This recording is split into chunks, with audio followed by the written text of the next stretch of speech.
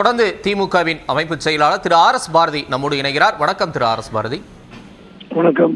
சபாநாயகர் தான் மரபை கடைபிடிக்கவில்லை, அவர்கள் ஆளுநருக்கு உரிய மரியாதை தந்திருந்தா இந்த மாதிரி ஆளுநர் வெளியேறிய நிகழ்வு நடந்திருக்காது, ஆளுநர் வார்த்தையை சுத்தமாவே கேட்பதற்கு திமுக அரசாங்கம் தவிர்க்கிறது அப்படிங்கிற குற்றச்சாட்டுகளை பாஜகவினர் வைக்கிறாங்க. உங்க பதில்? அவர்கள் என்ன பாராட்டுவ செய்வார்கள்.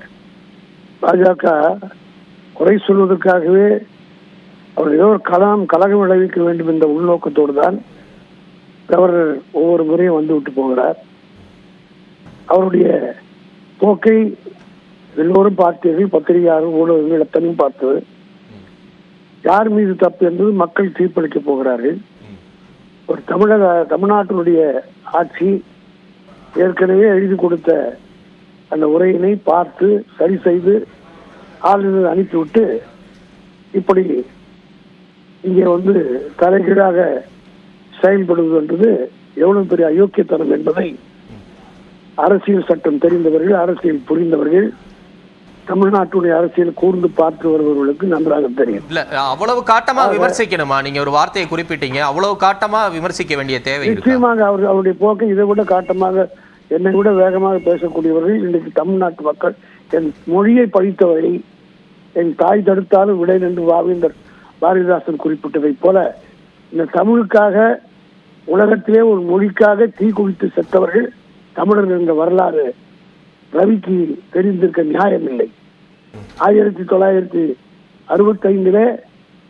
எத்தனை பேர் தன்னுடைய தேக்குமர தேகத்தை தீ நாக்குகளுக்கு இரையாக்கி இந்த மொழிக்காக உயிர் நீத்தார்கள் என்ற வரலாறை புரிந்து கொள்ளாமல் தமிழ்தாய் வாழ்த்தை பாடியதை ஒரு குற்றம் என்று தமிழ் மண்ணில் நின்று கொண்டு ஒரு ஆளுநர் பேசுகிறார் என்றால் அவருக்கு மலர் மாலை சுட்டியாவது வைக்க சொல்லுங்கள்.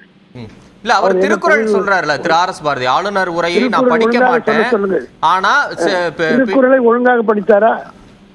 வேடம் போடுகிறார் வேடதாரி. திருக்குறளை பற்றி சொல்லிவிட்டு, அதாவது இவர்களுடைய செய்கை எப்படி இருக்குதுன்னா, அவர் பேசுவது உண்டு செய்வது உண்டு. ராமாயணத்தை பேசிவிட்டு ராமர் கோயில் இருக்கிறது சமம். அதே போலதான் இங்கே அவர்கள் திருக்குறளை பேசிவிட்டு தமிழ் மொழியை தமிழ் தாய் வாழ்த்தை பாடக்கூடாது என்று சொல்வது, இதை தவிர ஒரு உதாரணம் எனக்கு தோன்றவில்லை. நன்றி. இந்த கவர்னருடைய போக்கு கண்டிக்கத்தக்கது மட்டுமல்ல, தமிழர்கள் ஒன்றுபட்டு மீண்டும் மொழியை காப்பாற்ற இணைவதற்கு இவருடைய பேச்சு தூண்டுதலாக அமைந்திருக்கிறது. இதை ஒரு வகையில நான் வரவேற்கின்றேன். நன்றி திரு ஆர் எஸ் பாரதி. இணைப்பில் உங்களுடைய கருத்துக்களை பதிவு செய்தமைக்கு. தொடர்ந்து பல்வேறு கட்சி முக்கிய தலைவர்கள், நிர்வாகிகளும் நமக்கு தொலைபேசி வாயிலாக தங்களுடைய கருத்துக்களை பதிவு செய்திருக்கின்றனர். இருவேறு கருத்துக்களும் நமக்கு வருவதை பார்க்க முடிகிறது. திமுக மற்றும் அதனுடைய கூட்டணி கட்சிகள் ஆளுநரின் உரையை, ஆளுநரின் செயல்பாட்டை கடுமையாக கண்டிக்கின்றனர். பாரதிய ஜனதா கட்சி சபாநாயகர் உள்ளிட்ட அவை நடவடிக்கைகளில் மரபுகள் கடைபிடிக்கப்படவில்லை என்று கூறி ஆளுநருக்கு ஆதரவான ஒரு நிலைப்பாட்டை எடுக்கின்றனர். அதிமுக தரப்பில் இருந்து ஆளுநர் உரை என்பது உப்புச்சப்பில்லாத ஒரு உரையாக, ஊசிப்போன ஒரு பண்டமாகவே அமைந்திருக்கிறது. அடுத்து வரக்கூடிய ஆண்டுகளில் என்னென்ன திட்டங்கள் செயல்படுத்தப்பட வேண்டும் என்ற ஒரு கருத்து முன்வைக்கப்படவில்லை என்று கூறியிருக்கிறார் அந்த கட்சியின் பொதுச் செயலாளர்.